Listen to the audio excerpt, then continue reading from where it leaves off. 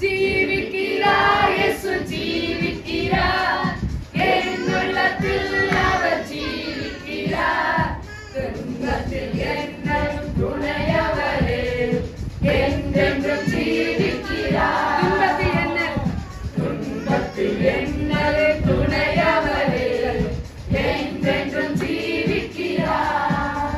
ஹல்லேலூயா ஹல்லேலூயா. ஏசப்பா நல்லவர். ஆமென். இன்றைக்கு ஒரு செய்தியை நம்ம கேட்க போறோம். எரேமியா 29:11. யாராவது ஒரு சத்தத்தை உயர்த்தி நம்ம வாசிக்கலாம். எரேமியா 29ஆம் அதிகாரம் 11வது வசனம். நீங்கள் எதிர்பார்த்திருக்கும் முடிவை உங்களுக்கு கொடுக்கும்படிக்கு நான் உங்கள் பேரில் நினைத்திருக்கிற நினைவுகளை அறிவேன். ஆமென். கர்த்தர் சொல்றார் என்று கர்த்தர் சொல்றார். ஏசப்பா சொல்றார். நிறைய இடத்துல கர்த்தர் சொல்லுகிறார். ஆமென். கர்த்தர் பேசுகிறார் அப்படின்னு எல்லாம் வருது. இது சில இடத்துல அப்போஸ்தலனாக பவுல் பேசுகிறார், சில இடத்துல மோசே சொல்றாரு. ஆமென். இப்படி பல மனிதர்கள் சொல்றாங்க. ஆனா இந்த இடத்துல கர்த்தர் சொல்லுகிறார். ஆமென். ஏசப்பா சொல்ற வார்த்தை விலையேற பெற்றது. ஆமென். இப்போ நம்ம கூட இருக்கிறவங்க சொல்றதுக்கும் கொஞ்சம் லீடரா இருக்கவங்க சொல்றாங்க. பாஸ்டர் ஒரு காரியம் சொல்லிட்டாருன்னா தெய்வமே அப்படின்னு விழுந்துடும். அப்படிதானே? ஆமா, அப்படிதான். இதே போல கர்த்தர் நமக்கு சொல்லி இருக்கிறாரு, நீங்கள் எதிர்பார்த்திருக்கும் முடிவை வாசிங்க உங்களுக்கு கொடுக்கும்படிக்கு நான் உங்கள் பேரில் நினைத்திருக்கிற நினைவுகளை அறிவேன். ஆமென். அது தீமைக்காக அல்ல,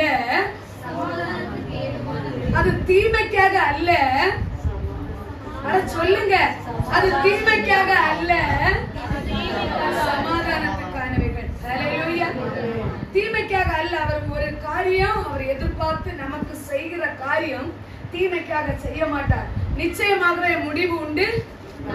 நம்பிக்கை வீண் போகாது. நம்ம எந்த அளவு விசுவாசிக்கிறோமோ அந்த அளவு ஆசீர்வாதத்தை பெற்றுக் கொள்கிறோம். ஆமென். ஹல்லேலூயா.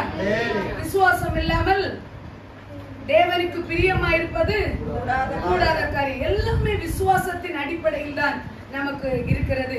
கர்த்தர் சொல்றார், நான் உனக்கு ஒரு காரியத்தை செய்ய போகிறேன், நான் உன்னுடைய வாழ்க்கையில் ஒரு காரியத்தை செய்ய போகிறேன்.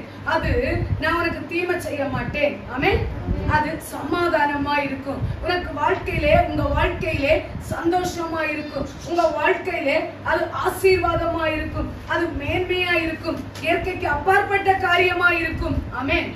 அந்த வார்த்தையை அப்படியே பிடிச்சுக்காங்க. அதுதாங்க நம்மளை உயர்த்தும். ஆமென். அடிக்கடி சொல்லுவேன், வார்த்தைக்கு என்ன இருக்கு? ஜீவன் இருக்கு, உயிர் இருக்கு.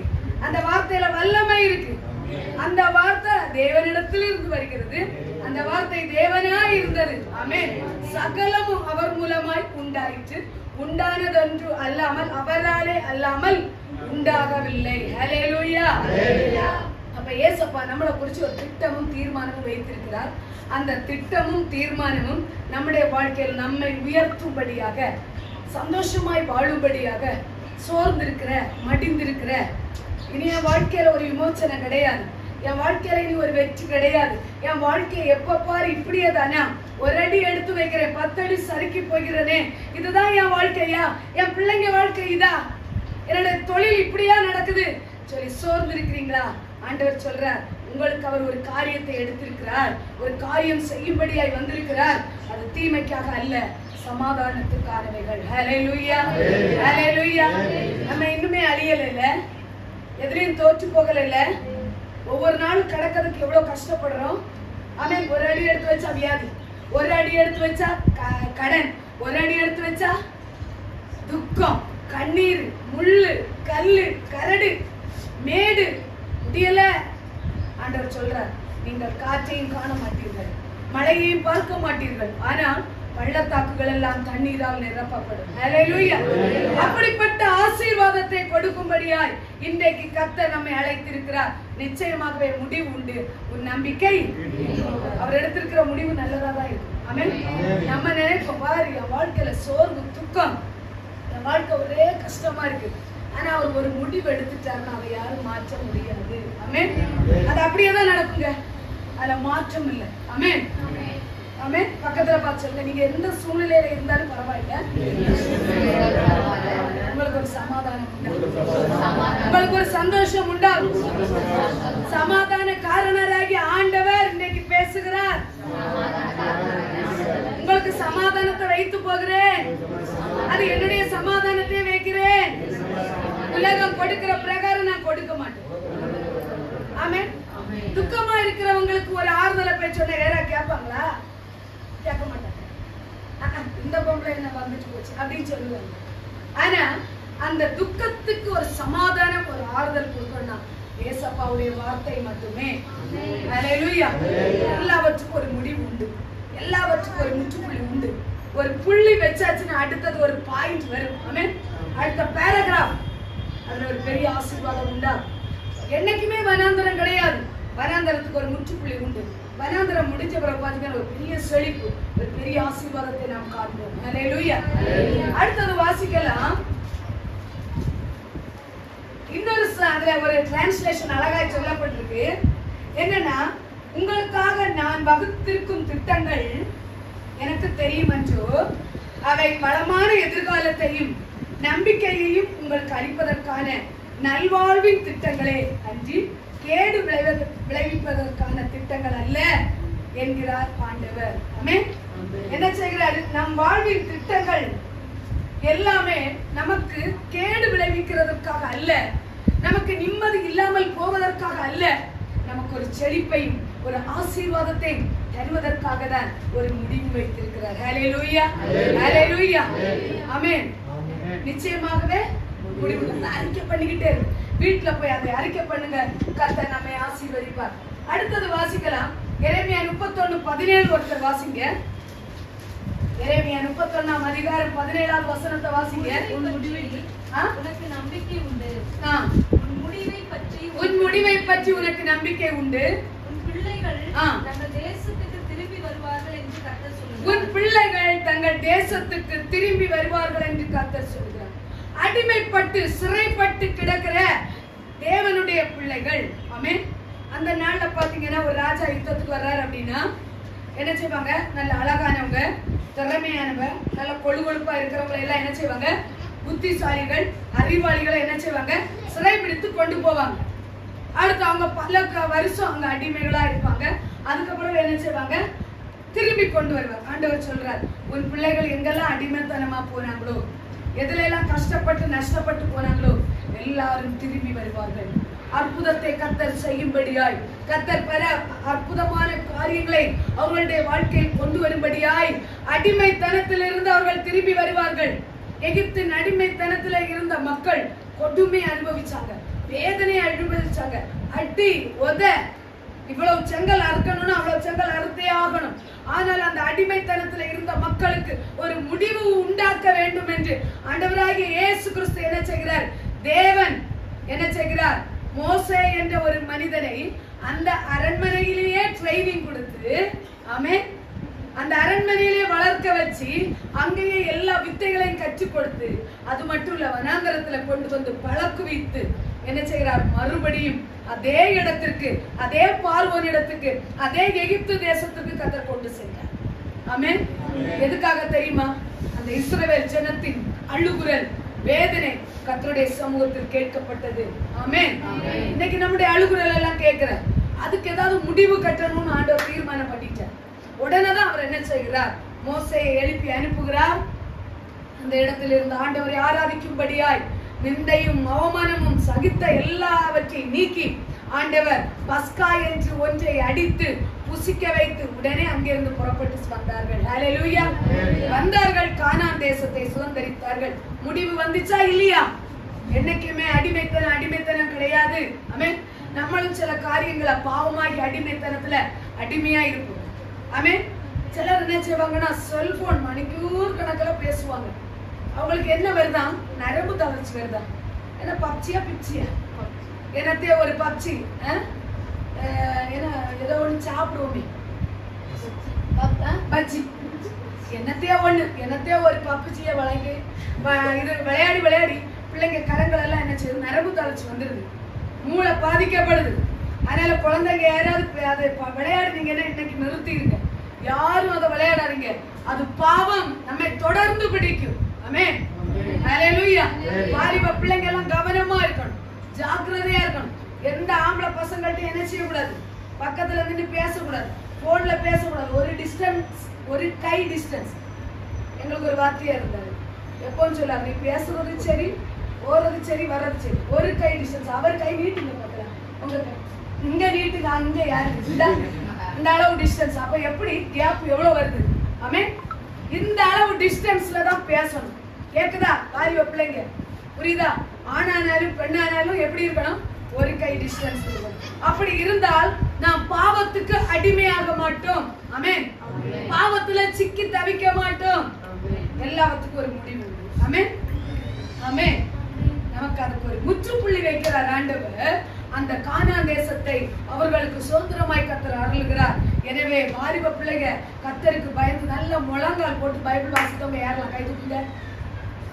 Super super super super. நானும் தான் சூப்பர். நீங்க தான் ஹீரோ. என்ன எங்க போறீங்க? எங்க போறீங்க? வேண்டவே வேண்டாம். படிப்பு வரணுமா? முழங்கால் போடு. ஆமென்.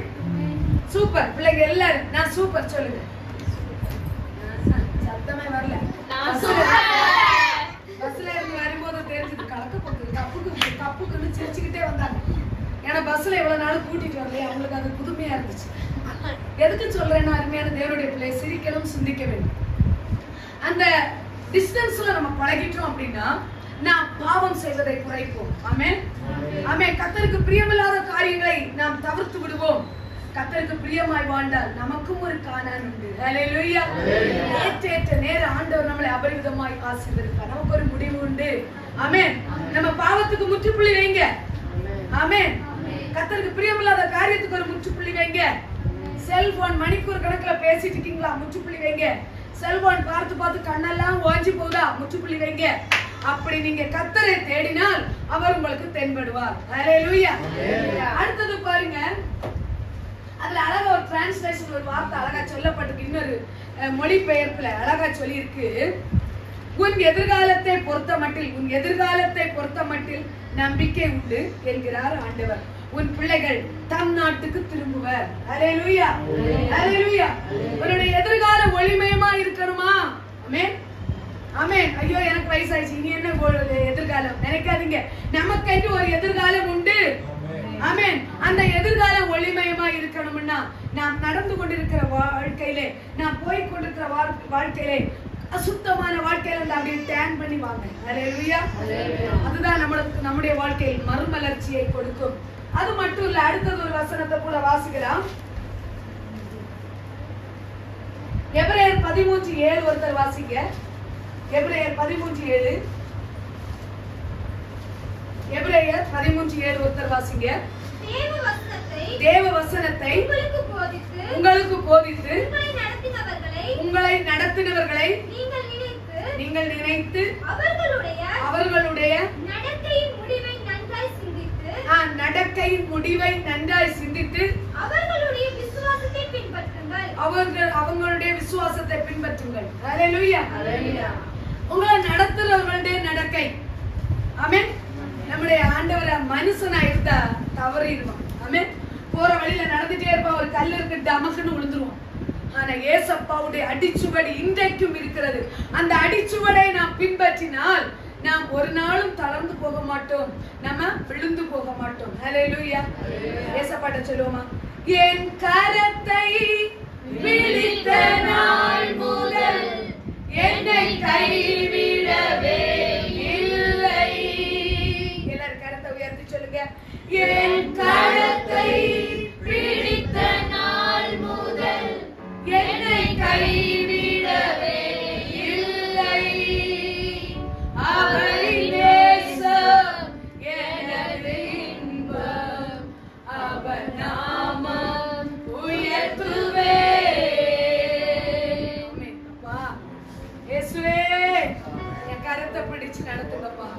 பாருங்க அழகா சொல்லிருக்கு, ஒருவர் உங்களை நடத்துற நடக்கையின் முடிவை நன்றாய் பாருங்கள். ஆமென். இன்னைக்கு ஒவ்வொருத்தருக்கும் ஒரு ஹீரோ இருக்காங்க, அப்படிதானே? சினிமா பாக்குறவங்களுக்கு அவர்களுக்கு ஒரு ஹீரோ இருக்காங்க. தேவ பிள்ளைகளுக்கு அவர்களுக்கு என்று ஒரு ஹீரோ இருக்காங்க. பெற்றோருக்கு பிள்ளைகள் ஹீரோவா இருக்காங்க, பிள்ளைகளுக்கு பெற்றோர் ஹீரோவா இருக்காங்க. இன்னைக்கு எனக்கு மகன் என்ன செய்தா, வீட்டுக்கு வந்த உடனே அப்படியே கை கொடுத்தா, கை கொடுத்து ஹாப்பி ஃபாதர்ஸ் டேன்டா. எனக்கு நான் அப்படியே இருந்தேன். ஆமா, அப்பாவும் நீங்க அம்மாவும் நீங்கன்ட்டா. ஆமென். அதனால ஹாப்பி ஃபாதர்ஸ் டேன்னு ஒரு ஸ்டேட்டஸ்ல ஒரு அப்படியே ஒரு போட்டோவை போட்டு, ஆமா ஃபாதர், ஆமென், ஒரு அல்லேலூயா சொல்லுமா. இன்னைக்கு பிள்ளைகளுக்கு நம்ம ஹீரோவா தெரியணும். நம்ம பிள்ளைகளுக்கு யார ஹீரோவா காட்டணும்? இயேசுவை ஹீரோவா காட்டணும். அல்லேலூயா. இயேசு இல்லாத வாழ்க்கை குப்பையான வாழ்க்கை, இயேசு இல்லாத வாழ்க்கை வெறுமையான வாழ்க்கை. அதுல ஒரு ஆசீர்வாதத்தை நம்ம பெற முடியாது. அவரை நம்ம பின்பற்றி போகும்போது அவரை போல வாழணும்னு ஒவ்வொரு நாளும் முயற்சி எடுக்க வேண்டும். அந்த அடிச்சுவடை நாம் பின்பற்றி போகும்போது அந்த அடிச்சுவடினால் நாம் ஆசீர்வதிக்கப்படுவோம். ஆமென். அப்ப நம்மளை பார்க்கிறவங்க சொல்லுவாங்க, இந்த அம்மா பரவாயில்ல தனியா இருந்து ஊழியம் செய்து, அப்ப நம்மளும் என்ன செய்யணும்? நல்ல ஏசப்பாக்காக பயன்படணும், ஏசப்பாக்காக எதையாவது செய்யணும். ஆமென். பக்கத்துல பார்த்து சொல்லுங்க, ஏதாவது ஏசப்பாக்காக நமக்கு ஜீவனை கொடுத்துருக்காருல்ல. ஆமென். நம்ம வாழ்க்கை எப்படி இருந்துச்சு பின்னால பார்த்து பாருங்க, திருப்பி பார்த்து பாருங்க. வாழ்க்கையின் முடிவு என்னைக்கோ நம்ம வாழ்க்கை முடிஞ்சு போயிருக்கணும். புல்லு கொடுத்துருக்கணும். ஆமென். ஆனா எனக்கு ஜீவனோட வச்சிருக்காரு. அல்லேலூயா, அல்லேலூயா. இயேசு பெரியவர், நம்முடைய இயேசு பெரியவர். அவரை போல இந்த உலகத்துல எதுவுமே கிடையாதுங்க. ஆமென். அப்ப ஒருவருடைய நடக்க சரியில்லைன்னா புற தூக்கிட்டு தெரியக்கூடாது. அந்த வேதத்தின் அடிப்படையில் நாம் வாழ கற்றுக்கொள்ள வேண்டும். ஆமென். இதுல அநேக பரிசுத்தவான்கள் இருக்கிறார்கள். ஆமென். இத தூக்குனவங்க கெட்டு போனதில்ல, இத தூக்குனவங்க கீழே விழுந்து போனதில்ல. இதை தூக்குனவர்கள் மேன்மை அடைந்தார்கள், உயர்ந்தார்கள், சிறந்தார்கள். ஆமென். எனவே அருமையான தேவனுடைய பிள்ளையே, எல்லா வழிகாட்டிகளும் வித்தியாசமான முறையிலே தங்களுடைய முடிவை எடுக்கிறார்கள்.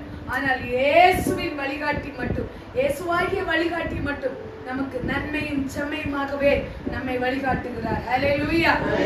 அதனால வழிகாட்டுகிறவங்களும் எப்படி இருக்கணும்? நல்லவங்களா இருக்க பிரயாசப்பட்டு கொண்டே இருக்கணும். பிள்ளைகளுக்கு பெற்றோர் முன்மாதிரி. பெற்றோர் பிள்ளைகளை பார்க்கும் போது பிள்ளைங்க முன்மாதிரியா இருக்கணும். ஆமென். அல்லேலூயா. நம்மள பார்ப்பாங்க, பார்க்கும்போது எப்படி நல்ல காரியம் செய்யறாங்க, நம்மள என்ன செய்யணும்னு தோணணும் எல்லாருக்கும். ஆமென். அல்லேலூயா. அருமையான தேவனுடைய பிள்ளையே, பாருங்க அந்த முடிவு அது அழகாய் சொல்லப்பட்டிருக்கிறது. நன்றாய் சிந்தித்து என்ன செய்யணுமா? செயல்பட வேண்டும். சிந்திங்க, செயல்படுங்க. அதுக்கு என்ன வேணும்? ஞானம், அறிவு வேண்டும். ஒருவர் ஞானத்தில் குறைவுள்ளவனாயிருந்தால் யாவருக்கும் சம்பூர்ணமாய் கொடுக்கிறவரும் ஒருவரையும் கடிந்து கொள்ளாதவர் மகிய தேவனிடத்தில் கேட்கிறார். நம்ம ஞானம் வேணும். எப்படி வாழணும், எப்படி நம்ம இருக்கணும், ஆண்டவரே எனக்கு உதவி செய்ய கேட்கும்போது இயேசு நமக்கு அற்புதம் செய்கிறார். ஹல்லேலூயா, ஹல்லேலூயா.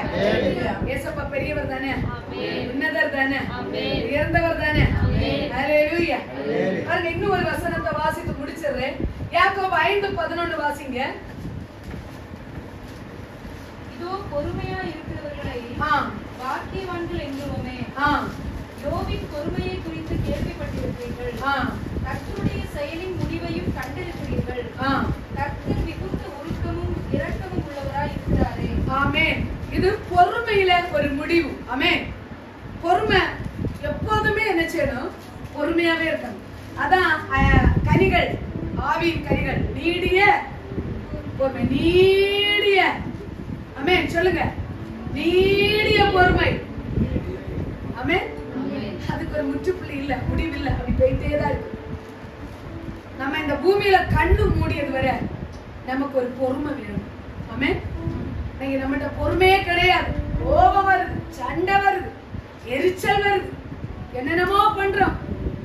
ஒருத்தர் நல்லா பயன்பட்டா எரிச்சல், ஒருத்தர் பிரைஸ் வாங்கிட்டா எரிச்சல், ஒருத்தர் ஆண்டவருக்காக எதையாவது சாதிச்சா எரிச்சல். அப்படி அல்ல. நம்முடைய வாழ்க்கையில ஒரு பொறுமை அவசியம். எதுவானாலும் நிதானித்து அறிந்து முடிவெடுக்க வேண்டும். அல்லேலூயா, அல்லேலூயா. ஏன் அப்படின்னா கர்த்தர் மிகுந்த இரக்கமும் உருக்கமும் இரக்கமும் உள்ளவர். ஆமென். மிகுந்த உருக்கமும் இரக்கமும் உள்ளவர். ஆமென். ஆனா அவர் எப்பவுமே இரக்கம் உள்ளவர் நினைச்சிடக்கூடாது. இருபுறம் கருப்புள்ள பட்டை, இந்த பக்கமும் ஷார்ப்பா இருக்கு, இந்த பக்கமும் ஷார்ப்பா, இப்படி மட்டும் இப்படி மட்டும். ஆமென். அவர் சொல்றாரு நான் அன்பா தான் இருக்கேன், ஆனா இன்னொரு பக்கத்துல சொல்றாரு நான் பச்சிக்கிறேன் அக்னியா இருக்கு, பச்சிக்கிற அக்னி. இந்த இடத்துல சொல்றாரு நான் இரக்கமா இருக்கேன், அந்த பக்கத்துல சொல்றாரு நான் நியாயாதிபதியா வருவேன், அவனவன் செயலுக்கு பலனை தருவேன். இன்னொரு பக்கம் சொல்றாரு நான் உன்னை ரொம்ப நேசிக்கிறேன், ஆனா ஒரு பக்கம் சொல்றாரு நீ எதை விதைக்கிறியோ இருபுறம் கருப்புள்ள பட்டயம். ஆமென். நம்முடைய தேவனுடைய வார்த்தை பெரியது, அந்த வார்த்தையை பிடித்துக் கொள்ளுங்க, கர்த்தர் அற்புதத்தை செய்வார். முடிவு என்ற தலைப்புல எத்தனை முடிவு பார்த்தோம்? முதலாவது என்னது? எதிர்பார்த்திருக்கும் முடிவை ஆண்டவர் நமக்கு அந்த ஆசீர்வாதத்தை தரும்படியாய் நம்முடைய நினைவுகளை அவர் அறிந்திருக்கிறார். முதலாவது எதிர்பார்த்திருக்கும் முடிவு. ரெண்டாவது பாத்தீங்கன்னா ரெண்டாவது வார்த்தை வந்து நடக்கையின் முடிவு. இன்னைக்கு உதாரணமா நான் சொல்றேன், எங்களுக்கு ஒரு பாஸ்டர் இருந்தார் முன்னாடி, பாஸ்டர் தாவீது. அவர் நல்லா இருந்த மனுஷன், வெள்ளம் அடிச்சதுல கண்ணுல அந்த சுண்ணாம்பு விழுந்து அவருக்கு 2 கண்ணும் பார்வை இழந்து போயிட்டார். அப்ப ஒரு நாள் அவரு சாவ கண்டிஷன்ல படுத்திருக்கிறார், சுகை இல்லாம. அப்ப அவரை பார்த்ததுக்குன்னு எங்க ஊழியக்காரங்க என்னைய கூட்டு போயிருக்காங்க. அங்க போன நேரமும் என்ன, நான் போன நேரமும் என்ன செத்துட்டாரு, செத்து போயிட்டாரு. செத்து போன உடனே அங்க இருந்து வர முடியல.